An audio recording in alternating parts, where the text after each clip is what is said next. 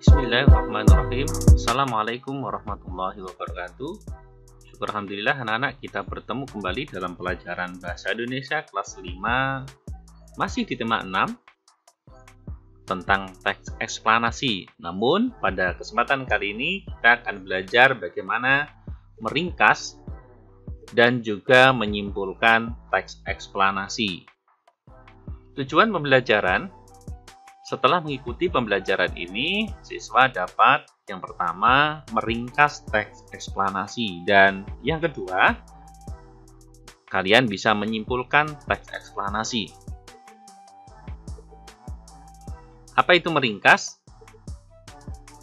Meringkas adalah suatu cara penyajian singkat suatu karangan asli yang panjang dalam bentuk yang pendek atau singkat. Kalau ringkasan yaitu bentuk ringkas dari karangan yang masih memperlihatkan sosok dasar dari aslinya. Menyimpulkan yaitu menulis intisari dari suatu bacaan. Kesimpulan, pendapat terakhir yang mengandung informasi berdasarkan uraian sebelumnya. Langkah-langkah meringkas: yang pertama, membaca keseluruhan teks. Jadi kita baca keseluruhan teks. Tujuannya apa? Agar benar-benar memahami isi teks. Kalau perlu dibaca tidak hanya satu, tapi berulang-ulang untuk memahami isi teks. Langkah yang kedua yaitu mencari gagasan utama atau ide pokok. Bisa dimulai dengan mencari kata kuncinya. Apa itu kata kunci? Kata kunci adalah kata yang dianggap penting dalam bacaan. Biasanya ide pokok juga berada di dalam kalimat utama. Langkah yang ketiga yaitu menyusun ide pokok menjadi ringkasan. Jadi, jika langkah kedua sudah menemukan gagasan utama atau ide pokoknya, maka kalian menyusun ide pokok atau gagasan utama tersebut menjadi sebuah ringkasan. Tentu di sini memperhatikan bagaimana kalimat itu efektif. Jika memungkinkan, dapat lebih dipadatkan lagi. Hal-hal yang tidak perlu bisa dihilangkan. Kata yang tidak perlu, yang tidak efektif bisa dihilangkan. Dan langkah yang terakhir, memastikan kalimat sudah sesuai dengan PUEBI. Apa itu? Dicek kembali kosakatanya, ejaannya, dan tanda bacanya sudah sesuai dengan PUBI, Pedoman Umum Ejaan Bahasa Indonesia. Inilah 4 langkah dalam membuat ringkasan. Sementara langkah-langkah untuk menyimpulkan, yaitu yang pertama, menentukan informasi yang merupakan kata kunci pada teks. Cari kata kuncinya pada teks. Biasanya dilihat dari topik, judul. Ini adalah aspek apa? Apa yang dibahas di dalam teks tersebut? Kata kunci biasanya katanya sering muncul dan merupakan kata yang memiliki makna lebih daripada kata-kata yang lainnya. Setelah menemukan kata kunci, langkah selanjutnya yaitu menentukan kata umum dari informasi sebagai pendapat akhir. Maksudnya adalah kata umum dari informasi tersebut kira-kira membahas tentang apa sebagai pendapat akhir. Biasanya kata umum ini berada di akhir paragraf. Ini juga aspek apa? Langkah yang ketiga yaitu memberikan alasan atau pendapat. Ini jika perlu. Ini aspek bagaimana. Langkah 1 dan 2 sudah cukup. Langkah yang ketiga jika perlu saja. Baik, agar lebih memahami bagaimana meringkas dan menyimpulkan, berikut adalah contohnya. Perhatikan contoh pertama teks eksplanasi berikut ini. Judulnya adalah sampah. Masih diingat pada pertemuan sebelumnya, yaitu teks eksplanasi disusun berdasarkan struktur, pernyataan umum, deretan penjelas, dan interpretasi yang berisi kesimpulan. Baik, kita baca dulu teks eksplanasi ini agar kita lebih memahami apa isinya. Jika perlu dibaca berulang-ulang. Sampah. Oke. Sampah adalah barang atau benda yang tidak digunakan lagi, yang keberadaannya sangat mengganggu kesehatan masyarakat di sekitar. Sampah dibagi menjadi dua jenis, dilihat dari sifatnya, yaitu sampah organik dan sampah anorganik. Sampah organik adalah jenis sampah yang mudah membusuk seperti sisa makanan, sayuran, daun-daun kering, dan sebagainya. Sampah ini dapat diolah lebih lanjut menjadi kompos. Sampah anorganik adalah sampah yang tidak mudah membusuk seperti plastik wadah pembungkus makanan, kertas, plastik mainan, botol dan gelas minuman, kaleng, kayu, dan sebagainya. Paragraf pertama ini merupakan pernyataan umum. Lalu kita bisa melihat kata kuncinya yang mana kira-kira? Ya, kata kuncinya adalah sampah. Ya, ini juga sampah, ini juga sampah, sampah, oke, sampah. Nah, ini juga sampah. Baik, jadi ini kata kuncinya adalah sampah. Membahas tentang sampah. Jadi ide pokoknya ini membahas tentang sampah. Ya, sampah dibagi menjadi dua jenis, organik dan anorganik. Ya. Kemudian struktur yang kedua yaitu deretan penjelas. Sampah merupakan fenomena yang kerap kita temui di lingkungan masyarakat. Sampah mulanya terlihat biasa berserakan di sekitar kita. Namun banyak dampak yang ditimbulkan apabila sampah dibiarkan secara terus-menerus. Beberapa dampak yang dapat ditimbulkan oleh sampah adalah penyakit, banjir, dan longsor. Sampah yang dibiarkan menumpuk akan mendatangkan bau tidak sedap sehingga mencemari udara dan dihinggapi lalat. Kemudian muncullah organisme-organisme yang tidak diinginkan yang selanjutnya mendatangkan penyakit seperti muntaber dan DBD. Kata kuncinya ini masih sampah, kemudian dampak. Ya, dampak dari sampahnya ini memiliki makna lebih daripada kata-kata lain. Ini dampaknya juga. Nah, mendatangkan bau ini juga dampaknya juga. Ya, mendatangkan penyakit dampaknya. Jadi kata kuncinya gagasan utama paragraf yang pertama tadi tentang sampah. Apa itu sampah? Pengertian sampahnya diuraikan di paragraf pertama.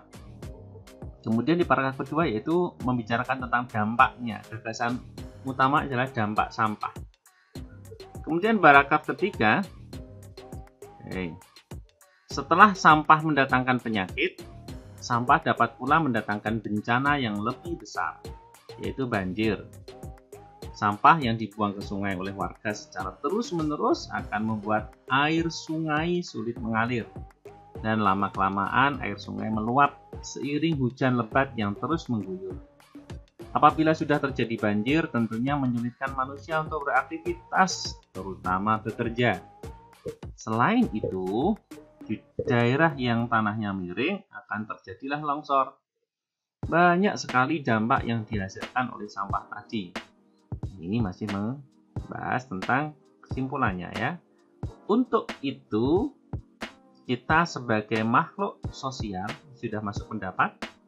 Untuk itu, kita sebagai makhluk sosial yang menginginkan kesejahteraan, marilah kita menjaga lingkungan kita. Ini sudah pendapat.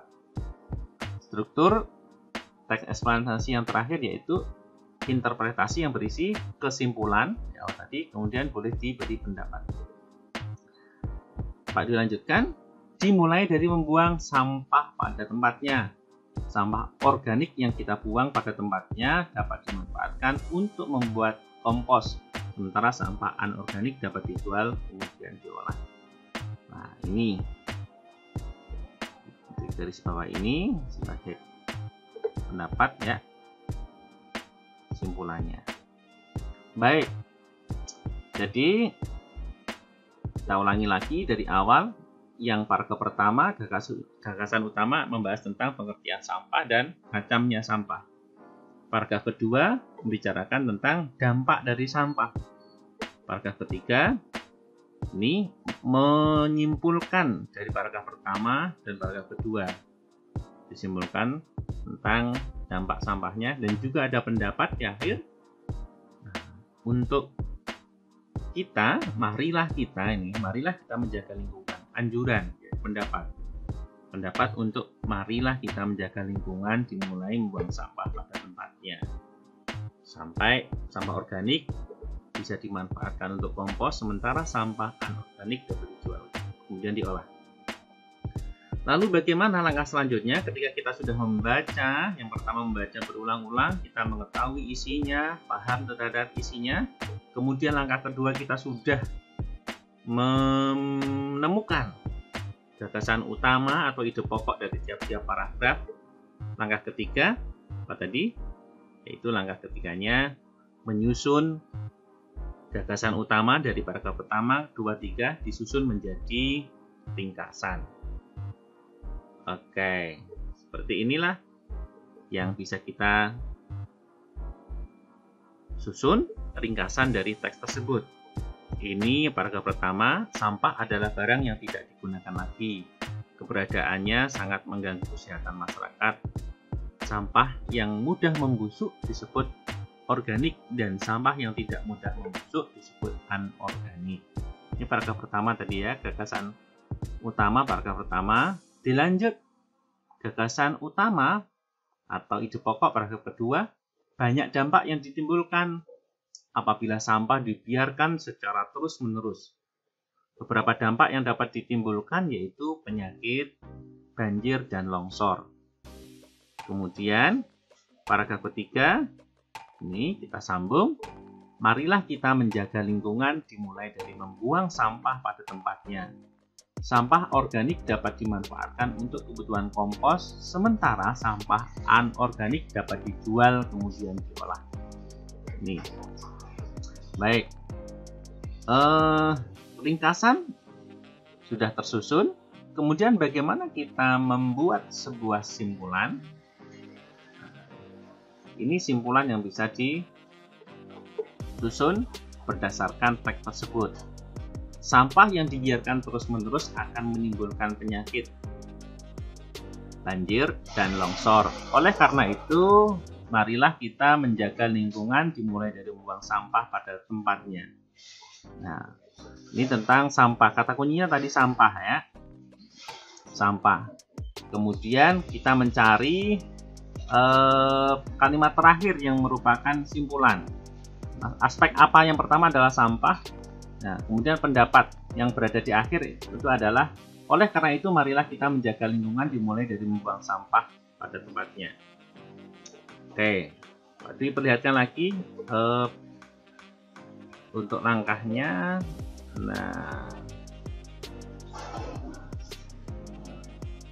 Nah ini langkah menyimpulkannya tadi ya. Menentukan informasi yang merupakan kata kunci, kemudian menentukan kata umum dari informasi sebagai pendapat akhir yang di akhir paragraf tadi. Nah, jadi ini kata kuncinya adalah sampah kan? Ya, untuk membuat simpulan sampah, kata kuncinya sampah. Oke, ini berarti kata kunci dari secara keseluruhan, dari judul bisa tidak dari judulnya juga sampah yang dibahas. Kemudian kita bisa melihat pendapat akhir kata umumnya, yaitu tentang marilah kita menjaga. Itu kesimpulannya. Nah, ada dampaknya juga di situ, dampak. Jadi kesimpulannya yang bisa tersusun adalah seperti ini tadi ya. Oke, mana? Nah, sampah yang dibiarkan terus-menerus akan menimbulkan penyakit. Ya, sampah yang dibiarkan terus-menerus akan menimbulkan penyakit dan longsor. Oleh karena itu, marilah kita menjaga lingkungan dimulai membuang sampah pada tempatnya. Inilah kesimpulannya. Baik, anak-anak. Contoh yang pertama, seperti itu. Agar lebih memahami kembali, kita belajar contoh yang kedua. Perhatikan teks eksplanasi berikut ini. Tsunami.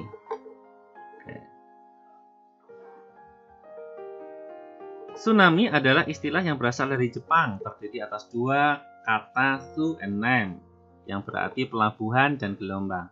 Para ilmuwan mengartikannya sebagai gelombang pasang atau gelombang laut akibat gempa. Tsunami adalah gelombang laut besar yang datang dengan cepat dan tiba-tiba menerjang kawasan pantai. Gelombang tersebut terbentuk akibat dari aktivitas gempa atau gunung berapi yang meletus di bawah laut. Besarnya gelombang tsunami menyebabkan banjir dan kerusakan ketika menghantam daratan pantai. Oke, paragraf kedua. Pembentukan tsunami terjadi saat dasar laut permukaannya naik turun di sepanjang patahan selama gempa berlangsung. Patahan tersebut mengakibatkan terganggunya keseimbangan air laut. Patahan yang besar akan menghasilkan tenaga gelombang yang besar pula. Beberapa saat setelah terjadi gempa, air laut akan surut. Setelah surut, air laut kembali ke arah daratan dalam bentuk gelombang besar. Selain itu, pembentukan tsunami juga disebabkan oleh letusan gunung Merapi di dasar lautan. Letusan tersebut menyebabkan tingginya pergerakan air laut atau perairan di sekitarnya. Semakin besar tsunami, makin besar pula atau kerusakan yang terjadi saat menghantam pantai. Paragraf ketiga, tsunami memang telah menjadi salah satu bencana yang menyebabkan kerusakan besar bagi manusia. Kerusakan terbesar terjadi saat tsunami tersebut menghantam permukiman penduduk sehingga menyeret apa saja yang dilaluinya.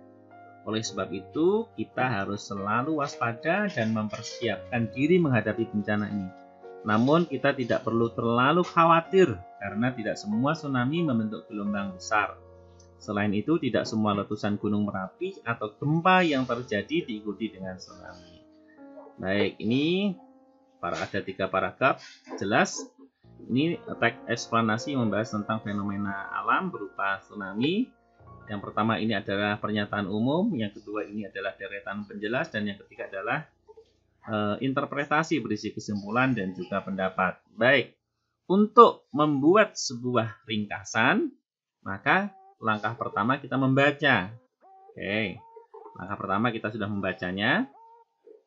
Berulang-ulang kalau perlu memahami apa yang ada di teks ini. Langkah kedua adalah menemukan gagasan utama atau ide pokok. Gagasan utama. Cara menemukannya bagaimana? Kita bisa melihat kata kuncinya dulu. Kata kuncinya. Kira-kira apa kata kuncinya? Tsunami. Oke, gelombang. Kemudian gelombang juga. Ada gelombang. Tsunami. Gelombang. Gelombang. Gelombang. Nah, ini kata kuncinya. Jadi, paragraf pertama ini membahas tentang apa? Tentang tsunami. Tsunami itu ada hubungannya sama gelombang. Ya, tsunami. Jadi pengertian dari tsunami. Itu gelombang. Dan paragraf kedua, apa kata kuncinya? Nah, ada gempa, ada letusan gunung Merapi. Oke. Jadi ini membahas tentang lebih detailnya, yaitu tentang sebabnya tsunami, yaitu bisa disebabkan oleh gempa, bisa disebabkan oleh gempa, dan bisa juga disebabkan oleh gunung Merapi. Ada letusan gunung Merapi tadi. Nah, kemudian paragraf ketiga, ini kita perlu waspada, mempersiapkan diri, jadi antisipasinya. Oke, ringkasannya. Setelah kita menemukan gagasan utama, paragraf 1, 2, 3, maka kita susun menjadi sebuah ringkasan. Nih, paragraf pertama, tsunami adalah gelombang laut besar yang datang dengan cepat dan tiba-tiba menerjang kawasan pantai. Nah, tiba-tiba menerjang. Jika nggak tahu kita, tiba-tiba menerjang kawasan pantai. Pembentukan tsunami terjadi saat terjadi gempa. Paragraf kedua tadi, atau letusan gunung Merapi di dasar lautan. Semakin besar tsunami, makin besar pula banjir atau kerusakan yang terjadi saat menghantam pantai. Nah, kemudian paragraf ketiganya, kita harus selalu waspada dan mempersiapkan diri menghadapi bencana ini. Namun, tidak perlu terlalu khawatir karena tidak semua tsunami membentuk gelombang besar.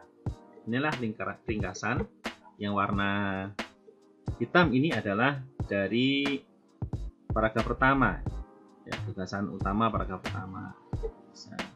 Ini gagasan utama yang warna merah dari paragraf kedua, dan ini gagasan utama dari paragraf ketiga. Oke, bisa disingkat lagi jika perlu. Ini bisa disingkat lagi.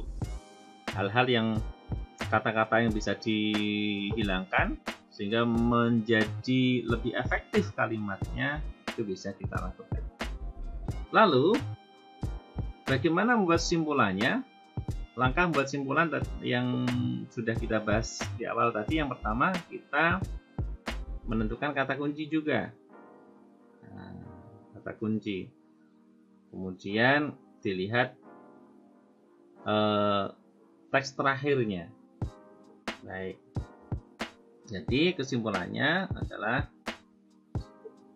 tsunami. Kata kuncinya tsunami. Tsunami menjadi salah satu bencana yang menyebabkan kerusakan besar bagi manusia. Oleh sebab itu, ini yang terakhir, ya. Oleh sebab itu, kita harus selalu waspada dan mempersiapkan diri menghadapi bencana ini. Simpulannya, namun tidak perlu terlalu khawatir pendapatnya, karena tidak semua tsunami membentuk gelombang besar. Selain itu, tidak semua letusan gunung berapi atau gempa yang terjadi diikuti dengan tsunami. Inilah kesimpulannya.